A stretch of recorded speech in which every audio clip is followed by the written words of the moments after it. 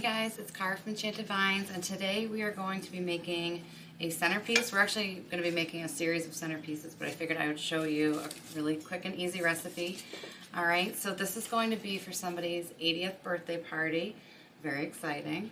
And the assignment was sunflowers, navy, and having something that's low enough that it can stay on the table and people can, actually still converse. So this arrangement is, it's a little under, it's almost a foot, but it's a little bit under, aside from the greens. So we just have to keep that in mind as we're designing.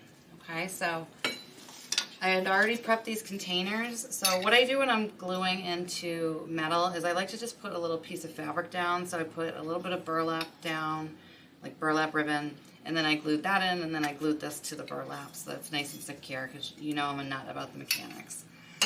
Okay, and this is a recipe without a ton of ingredients, so you could be swapping out sunflowers for peonies, cabbage roses for ranunculus, like anything. Again, it's easy to follow. So the first thing I'm going to do is prep my ficus, and I'm going to be using 2 branches of this. So I'm going to keep these on the shorter side. I know normally I cut right at the base, but I really do need to keep the size in mind, and I struggle with keeping things petite. So I am going to cut my materials accordingly and just prep 2 pieces. And I like to design on a Lazy Susan. This Susan is lazier than most. She is definitely beautiful, but she's kind of clunky. So I would just get one that's like nice and lightweight, whether you get it off of Amazon or you get it at Walmart, something that's going to spin easily, okay? But we want to keep it spinning because we want to make sure that we are doing everything balanced. Okay, for glue, I am going to use my Surebonder glue pot, and right now it uses pellets, so right now some of the pellets are melting. But what I love about this is it is legit like hands-free designing. You just dip it and go. You're not fumbling around with, with a glue gun, with any tools, like any of that stuff. So we just dip and go. All right. So we're going to start with our first piece. We're going to go on the side, and I'm going to give this a nice hard bend. Okay. These materials are made to be handled and manipulated, so don't feel like they're going to break. Everything is very malleable. Okay, so we have our first 2 pieces. Now we're going to go and we're going to repeat. So I also have the green version of this Skill Bonder skillet. They're both great. I love this one because, it's pink, duh. But also, I find like her temperature starts off a little bit lower, which I like. I like having a little bit more control. So they're both great, definitely. Can't go wrong with either one. Okay, so here you go. Right now we have the 4 pieces. Now we're going to go to our ranunculus. I know when we're making arrangements, or at least for me, I tend to focus on like what I can see in front of my face. But what happens sometimes when you do that, or when I do that, is that I leave the bottom looking kind of janky. So we want to make sure that this is an all-encompassing arrangement. I want people to think that it's real. Like, to me, that is the best compliment you can get. And so, yeah, I'm looking to trick some people here. So we are going with some ranunculus. We're going to be using 6 pieces in total. Pretty much a lot of this is like things grouped in 3s. And you don't have to have like a hard, fast rule on odd numbers. It works for this design, but in the end, you're going to do whatever, you find aesthetically pleasing. So I'm going to use the shorter pieces first. And what I'm going to do is I'm going to put them in between the areas that are not covered by the ficus.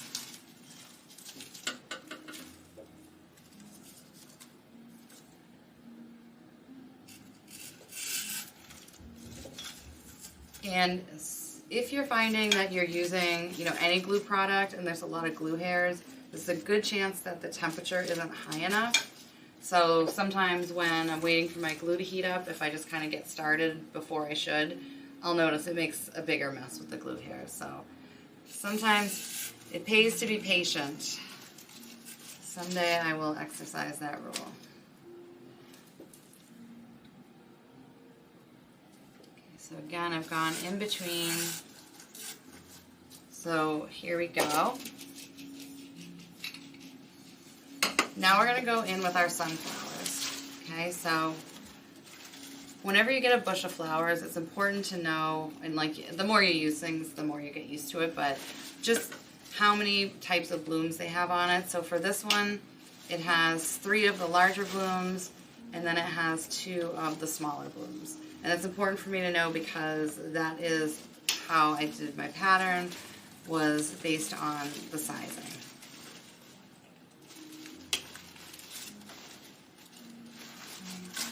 First.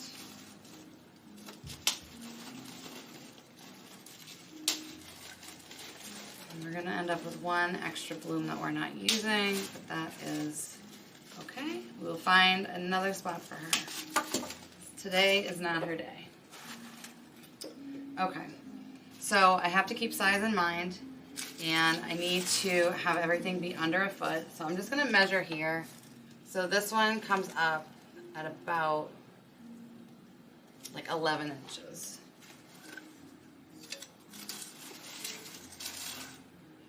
Okay, so I'm going to dip this in. And this first one in. And then I'm going to tilt the head. Flowers in general, their heads they tilt towards the sun, but especially sunflowers. I mean, you see like the most amazing photos of them with their heads tilted. So while I don't love measuring to design, for this one, just to get the starting point, I'm going to measure, and then from there I can just go. And I love the idea of using artificial florals for events like this, because then your guests can take them home and it reminds them of that special day. So I'm starting off with my 3 sunflower. They're all around the same height. Okay, and they're all tilted a bit. Now, and this is what I love about patterns, is with patterns, the arrangement tells you where you're going to go next. So in between each of these larger blooms, we're going to go in with a smaller bloom at a lower level.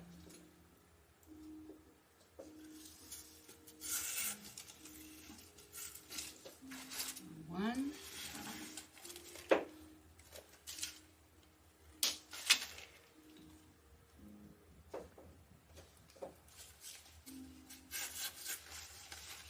Two. And 3.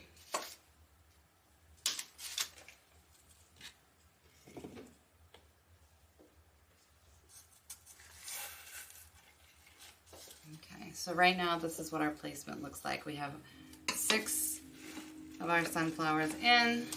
Their heads are tilting a little bit, and I'm not tilting where the head is. It's a lot safer to just go and down a little bit where the wire is, where the stem is. So instead of, you know, really like touching the head where it could pop off, I would just give it a bend, like more like around here, okay? Just so I'm not disrupting how it's secured.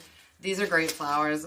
The heads do not pop off easily, but if, you know, if you did push on it too hard, I could see it coming off. So just wanna be mindful of that. Now we're gonna go with our ranunculus, and I love this navy ranunculus. It's so beautiful. And it really like packs a punch with a lot of different designs that I do.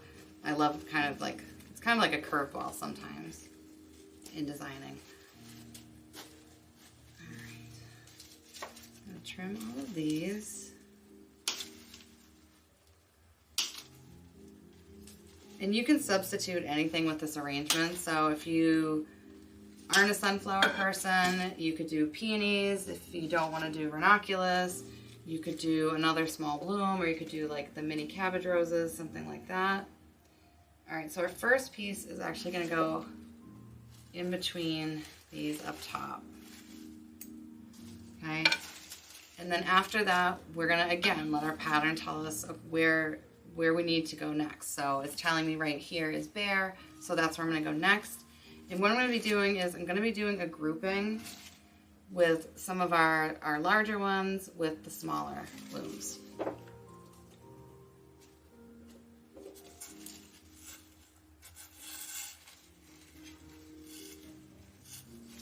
I always love pairing things like this, like the little mama and the baby kind of thing.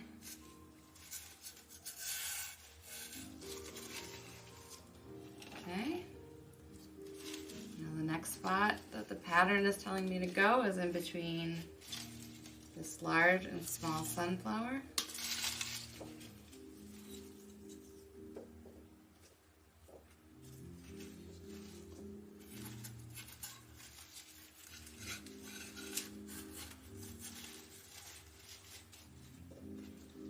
So we're making 6 of these in total, and I was trying to just record this on my phone, but my phone storage is full, so like I've already made, this is like my 4th one now, so I only have 2 more to go.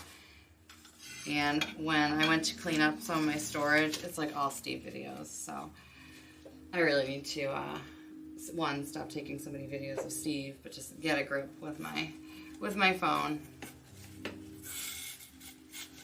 So it was always like halfway through and then it would stop.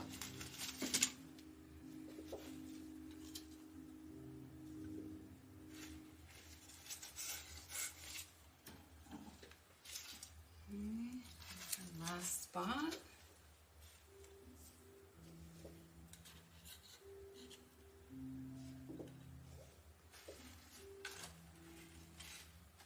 So if anybody reads or has a subscription to Florist Review, which I think is fantastic, it really mostly focuses on, you know, live florals. However, they do things for artificial florals, and it's just great for, you know, it's great inspo. So I was looking at the issue that came this week, and on the cover it was like pets. You know, it's like a cute dog with like a crown of flowers.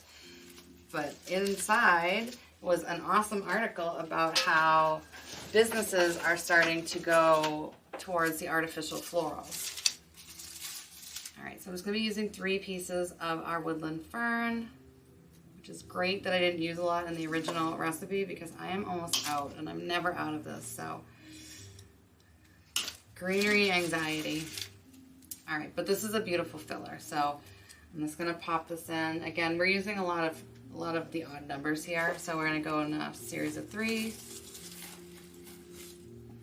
Yes, so it's saying that restaurants and hotels are going more into the faux florals because it's just not sustainable to keep replacing live florals. And I've been saying that forever. Like my dream would be to design for a hotel, like just over the top designs. So we shall see. I have a piece that I'm working on that I think would be perfect for a hotel. Just need to find one that is going in that direction. All right, so I used the 3 pieces of the woodland fern, and now we're going to use some of our mixed fern. And what I love about this is it's got that nice airy texture. So we can go a little bit above our height without actually having it be an obstacle. So I'm going to do 1, 2. So I'm going where those large blooms are.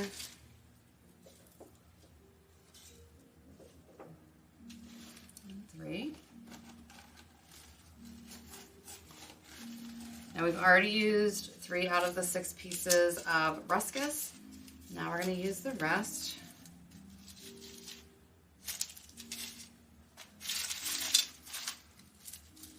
I don't know where I put it, so I'll just cut another piece.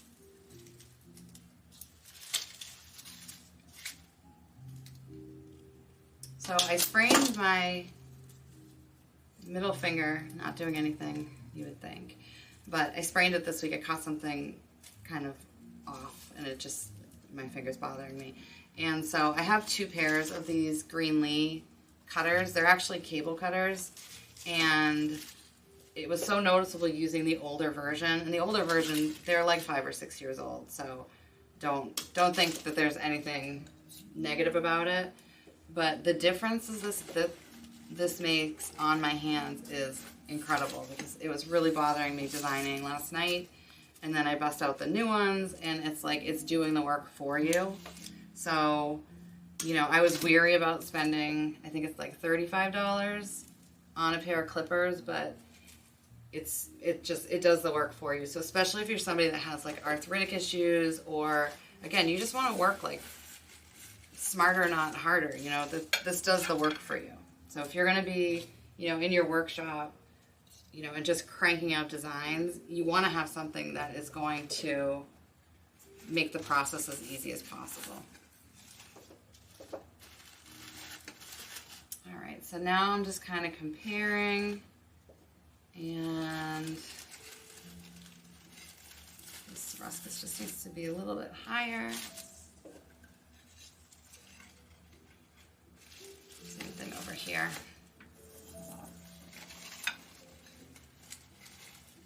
I want these to be very consistent. All right, now let's give this, let's do this side by side and see. Yep, they've got the same height.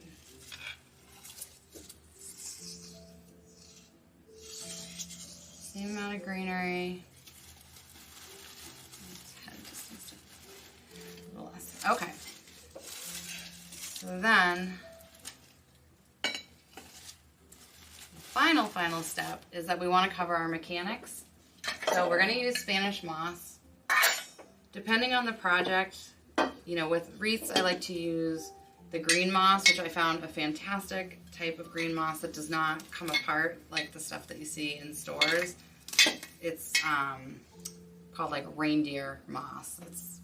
I have it linked in my Amazon shop, but it's not crazy expensive. It looks just like the stuff I bought at HomeSense, the stuff that was like $15 a bag.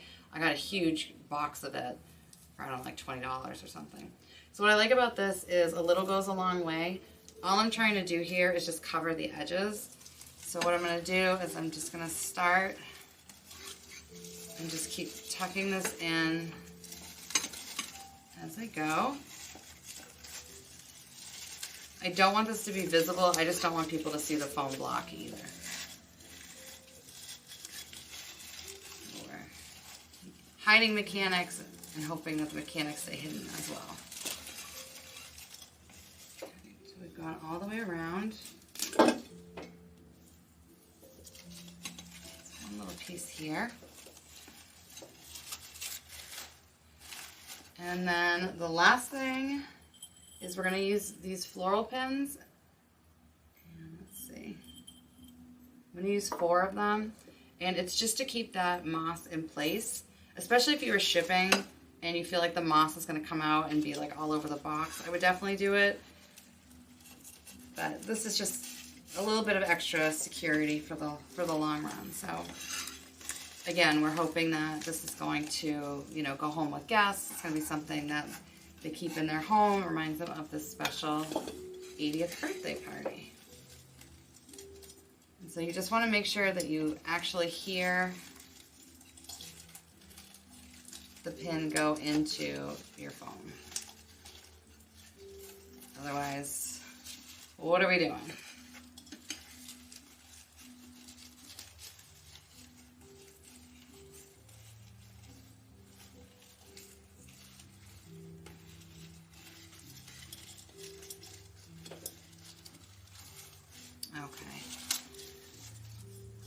So I'm going to make sure all my moss is tucked.